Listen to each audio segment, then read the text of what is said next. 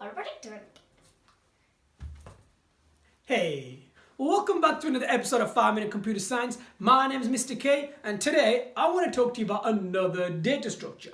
Today's data structure is the stack. Alright, now you're familiar with stacks. Stacks, you put things on and take things off, but there's two words you need to be familiar with. The first one is popping. Alright, the second one is pushing. You know what a push is? What the heck? You know what a pop? That's it, you little. I'm just gonna put it out there. These two are dead after this finishes. Alright, now. You looking at me? Right, so the other bit you need to be familiar with is a peak. Let's put 5 minutes on the clock and let's make it happen.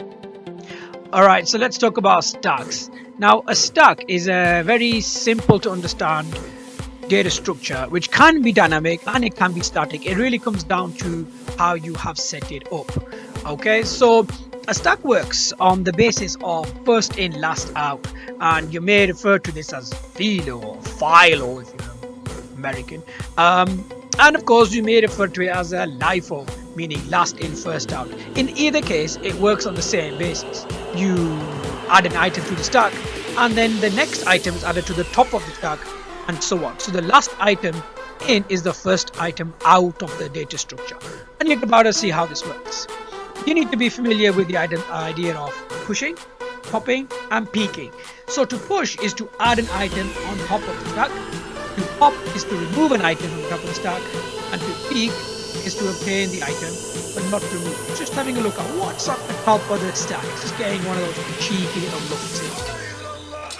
So lots of examples available out there, and one I'd like you to think about is using the back and forward stacks on a browser. So if you're browsing a particular web page and click the back button takes you back to the website you were looking at prior to the one you're currently looking at. So it takes you back to the immediate one before it. Or maybe an undo button in a word processor. You click undo and it undoes the last thing that you did.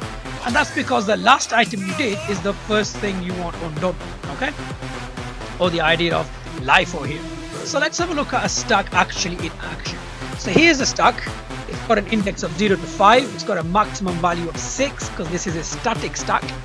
And we have here a variable that stores the top of the index that's currently being used. So you can see we have Ruby and Lucy and Haji are all three in the stack, and the top of the stack is at number 2, which is Haji. Alright, so let's see it actually working. Here are some operations that you should be familiar with by now: push, pop and peek. But you've also got is empty and is full for those of you who want to try out some programming. So let's talk about pushing. When you push an item always on top of the stack. And you can see here we start with the 1, we push the value 2 on top of the stack, then we push the value 3 on top of the stack, and so on and so forth. So you can see the stack's getting bigger. When you pop, you always pop the top value. So when we pop a stack item, we are taking the 6 off and the 5 off and so on. So it's always the one at the top. You'll notice the one that went in first, the first one was 1, is now going to be the last item to be popped.